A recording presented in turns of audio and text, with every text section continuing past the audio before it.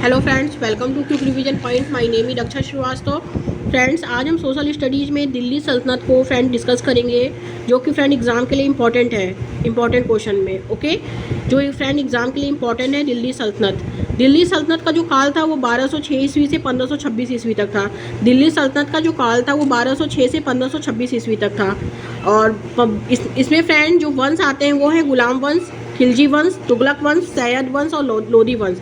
गुलाम वंश जो था वो 1206 से 1290 तक था, और खिलजी वंश उसके बाद आया जो 1290 से 1320 तक था। तुगलक वंश जो था वो 1320 से 1414 तक था।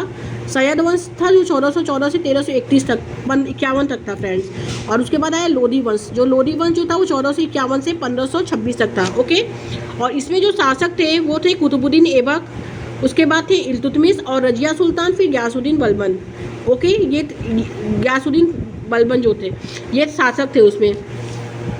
दिल्ली सल्तनत जो था फ्रेंड वो 12वीं शताब्दी में दिल्ली जो क्या थी, एक महत्वपूर्ण शहर बन गई। 12वीं शताब्दी में दिल्ली क्या थी, एक महत्वपूर्ण शहर बन गई थी। ओके, और पहली बार दिल्ली क्या थी, एक राज्य की राजधानी बनी, जो कि तोमर राजपूत के क्या थी, अधीन थी। पहली बार दिल्ली जो थी किसकी राजधानी बनी थी, एक राज्य की राजधानी बनी, जो कि किसके अधीन थी, तो तोमर राजपूत के अधीन थी। और वे अजमेर के चौहान, जिसे चमन भी कहा जाता है, तो द्वारा क्या हुए, पराजित हुए। फिर उसके बाद दिल्ली जो थी वो तोमर और चौहान के तहत एक महत्वपूर्ण व्यवसायिक केंद्र बन गया था। ओके, दिल्ली तोमर और चौहान के तहत क्या बन गया था, एक महत्वपूर्ण व्यवसायिक केंद्र बन गया। उसके बाद कई अमीर जैन व्यापारियों ने शहर में रहते हुए कई मंदिरों का निर्माण किया। उसके बाद 13वीं सदी के आरंभ में दिल्ली क्या थी, सल्तनत की स्थापना हुई। 13वीं सदी के आरंभ में किसकी स्थापना हुई, दिल्ली सल्तनत की फिर स्थापना हुई।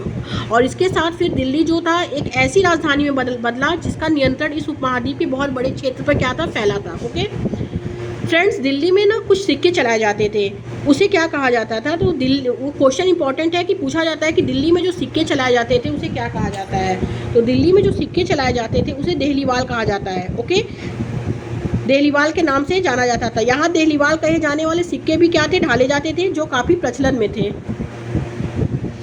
देहलीवाल था क्या था, फर्स्ट दिल्ली का एक निवासी था, सेकंड दिल्ली का एक सिक्का था, थर्ड है दिल्ली का एक किला था, और फोर्थ एक प्रकार का ऊनी वस्त्र था। तो प्रीवियस ईयर क्वेश्चन है फ्रेंड, देहलीवाल था तो देहलीवाल क्या था, तो दिल्ली का एक सिक्का था। तो राइट आंसर सेकंड हो जाएगा। आगे देखेंगे, निम्नलिखित में से किसके अधीन दिल्ली पहली बार साम्राज्य की राजधानी बनी।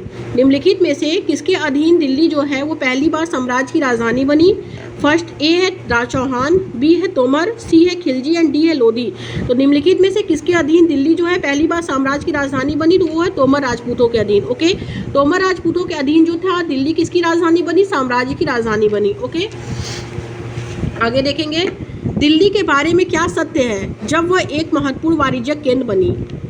तो इसमें क्या सत्य है, फर्स्ट है कि तब यह तोमर और चौहानों के अधीन थी, तो ये गलत है।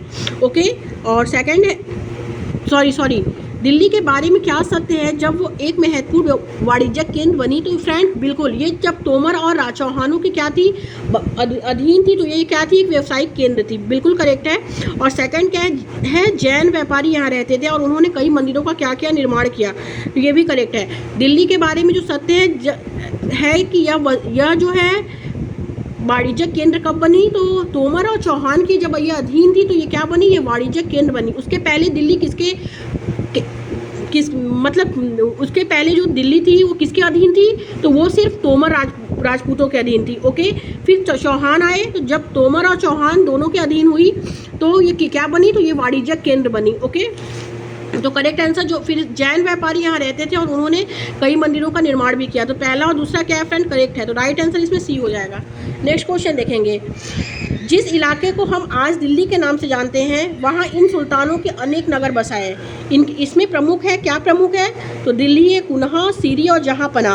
ओके, जहाँपना इंपॉर्टेंट क्वेश्चन है कि जिस इलाके को हम आज दिल्ली के नाम से जानते हैं वहाँ इन सुल्तानों ने अनेक नगर बसाए।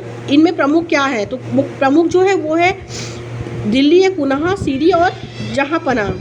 तो राइट आंसर थर्ड हो जाएगा, जहाँपना। ओके, आगे देखेंगे फ्रेंड्स, दिल्ली ए कुन्हा और जहाँपना है।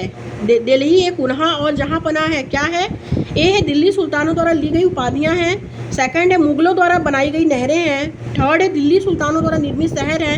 एंड फोर्थ है मुगल काल में उच्च अधिकारियों के पदनाम है। तो दिल्ली एक गुनाह और जहाँ पना क्या है, तो वो दिल्ली सुल्तानों द्वारा निर्मित शहर है। राइट आंसर इसमें थर्ड हो जाएगा। आगे देखेंगे फ्रेंड्स, अगला क्वेश्चन क्या है। अगला क्वेश्चन है कि कालक्रम के अनुसार 13वीं से 15वीं शताब्दी के बीच दिल्ली के शासकों का सही उत्तराधिकार क्रम चुने। फर्स्ट है सैयद, तुगलक तुर्की एंड खलजी। सेकंड है खलजी, सैयद तुगलक तुर्की, सैयद तुगलक और तुर्की। थर्ड है तुगलक तुर्की, खलजी, सैयद। एंड फोर्थ है तुर्की, खलजी, तुगलक, सैयद और लोधी। तो जो इसमें कालक्रम के अनुसार 13वीं से 15वीं शताब्दी के बीच दिल्ली के शासकों का जो सही उत्तराधिकारी क्रम है वो है तुर्की, खलजी, तुगलक, सैयद और लोधी। राइट आंसर इसमें 4 हो जाएगा। नेक्स्ट क्वेश्चन देखेंगे। रजिया ने अपने शिलालेख और सिक्कों पर उल्लेख किया कि वह क्या थी, वह सुल्तान की बेटी थी, तो वो इल्तुतमिश की बेटी थी। ओके, रजिया किसकी बेटी थी क्वेश्चन पूछा जाता है। तो रजिया ने अपने शिलालेख और सिक्कों पर उल्लेख किया था कि वह किसकी बेटी थी, वह सुल्तान इल्तुतमिश की बेटी थी। ओके, और 4 साल बाद उसे 1240 में सिंहासन से हटा दिया गया था। और फिर रजिया ने अपने शिलालेख और सिक्कों पर उल्लेख किया कि वह सुल्तान इल्तुतमिश की बेटी थी। रजिया ने अपने शिलालेख और सिक्कों पर उल्लेख किया कि वह सुल्तान किसकी बेटी थी, तो इल्तुतमिश की बेटी थी। ओके, और आधुनिक तेलंगाना के भाग वारंगल के काकतीय राजवंश की रानी रुद्रमा देवी, आधुनिक तेलंगाना के भाग वारंगल के काकतीय राजवंश की रानी रुद्रमा देवी 1262 से 1279 ने अपने शिलालेखों पर अपना नाम बदल दिया और लोगों को यह संदेश दिया कि वह क्या है, एक पुरुष है। तो फ्रेंड, ये क्वेश्चन पूछा जाता है कि वह कौन सी स्त्री थी जिन्होंने अपने शिलालेखों में यह संदेश दिया कि वह पुरुष है।